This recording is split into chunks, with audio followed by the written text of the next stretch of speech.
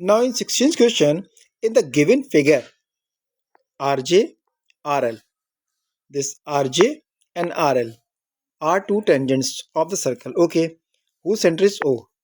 Okay, if RJL is 42, this is 42, then the measure of JOL, we have to find this JOL, right?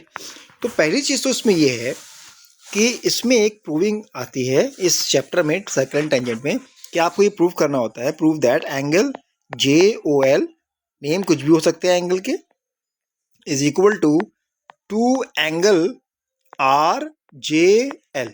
ये एक proving होती है, ठीक है, कि ये वाला जो एंगल है ये इसके जस्ट डबल है। अब अगर आपको पता है ये प्रूविंग ऐसी होती है तो आप सीधे सीधे आप बता दोगे कि भाई ये 84 हो गया, ठीक है ना, 42 टू ज़ा 84, आंसर इज दिस। बट ये कैसे हो गया, ऐसे कैसे प्रूव हो गया, इसके लिए आपको थोड़ा सा बैकग्राउंड समझना पड़ेगा। क्या, ये आप कोऑर्डिनेटर एक देख रहे होगे कि JRLO है, ठीक है। इस कोऑर्डिनेटर में एक चीज़ ये आपको पहले बात तो सर्कल के लिए पता होना चाहिए कि अगर एक टेंजेंट आ रही है और उसकी मीटिंग पॉइंट को मैं सेंटर से ज्वाइन कर दूं तो ये 90 डिग्री का होता है, दैट इज। तो यहाँ पे ये 90 का हो गया, इन द सेम वे ये 90 डिग्री का हो गया एंगल, ठीक है। एंगल J और एंगल L यानी OJL और OLR, दिस इज 90-90। तो अब इन दोनों को अगर मैं कंबाइन कर लूँ इन दोनों को तो ये 180 हो गए, राइट।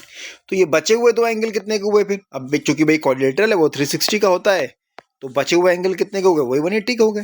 तो इसका मतलब angle R and then angle this O, the sum of these two angles is 180, right. इतनी बात समझ में आ गई, ओके गुड। अब ये इसके डबल कैसे है, तो देखो ये है 42, ठीक है, और ये भी हो जाएगा 42। कैसे भाई 42, देखिए ये वाला जो ट्राइंगल आपको दिखाई दे रहा है नीचे, तो इसमें ये एक टेंजेंट है, ये एक टेंजेंट है। एक और चीज़ सर्कल में पता होनी चाहिए, वो ये कि अगर एक्सटर्नल पॉइंट से दो टेंजेंट आती हैं, ये एक एक्सटर्नल पॉइंट है, ये दो टेंजेंट है, तो ये दोनों आपस में इक्वल होती हैं। तो यहाँ पे जो JR है और RL है वो भी इक्वल होगी, ठीक है। ये जो LR, दिस इज JR और ये RL, सॉरी JR और RL इक्वल होगी। तो भाई ये इक्वल आइसोसेलेस ट्राइंगल हो गया। तो ये अगर ये 42 है तो ये भी 42 होना चाहिए इन दिस ट्राइंगल, क्योंकि ट्राइंगल के दो साइड्स इक्वल है तो दो एंगल इक्वल होंगे, अपोजिट वाले जो इक्वल साइड के अपोजिट होंगे। ओके, ये 42 ये 42, तो ये कितना बचा, ये 180 में से इन दोनों का एडिशन माइनस कर दो, यानी 180 में से आप माइनस कर दो 42 टू ज़ा दैट इज 84। क्या बचेगा, बचेगा भाई 6 और यहाँ बच जाएगा 96, ठीक है। अब ये तो आप समझ ही गए थे, पहले बता चुका हूं मैं कि इन दोनों का सम 180 है, और 180 में से ओ निकालने के लिए अगर आपको ओ निकालना है तो ये आर वाला एंगल माइनस करना पड़ेगा 180 में से। तो अब 180 में से उसको वापस माइनस करोगे 96 तो फिर 84 आ जाएगा। तो इट मीन्स ये वाला एंगल क्या हुआ, 84 हुआ ना, हो गया ना इसका जस्ट डबल। तो आप प्रूव ऐसे कर पाओगे इसको, ठीक है, कि ये 84 ऐसे हो जाएगा। और भी दूसरा तरीका है प्रूव करने का कि आप ये 42 यहाँ निकाला या 42 आपने ये लिया तो अब इधर वाला एंगल निकाल लो। भाई इधर वाला कैसे निकलेगा, ये पूरा 90 आपको पता ही है, इधर वाला निकल आएगा भाई कितना, 90 में से 42 माइनस किया ये निकल आएगा आपका 48।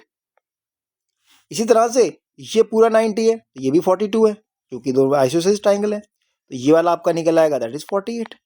अब 48 प्लस हो गया 96। अब ये JOL जो ट्राइंगल आपको दिख रहा है वो 180 होगा, 180 में से 96 जाएंगे तो ये बच जाएगा एंगल O, वो फिर 84 बचेगा। तो आप चाहे इधर से कान पकड़ो उधर से पकड़ो, वो एक ही बात है, हो जाएगी, है ना। तो ये प्रूफ करने को आता है ये वाला angle JOL equals to 2RJL। अगर आपको नहीं भी पता है और केवल यही दो प्रॉपर्टीज अगर पता है आपको कि भाई एक जो लाइन होती है टेंजेंट वो 90 डिग्री यहाँ बनाती है और एक्सटर्नल पॉइंट से दो टेंजेंट आती हैं तो वो इक्वल होती हैं, इससे भी आप इसको कर सकते हो, राइट। तो ये हो जाएगा हमारा 84, दिस इज आंसर 84। ओके।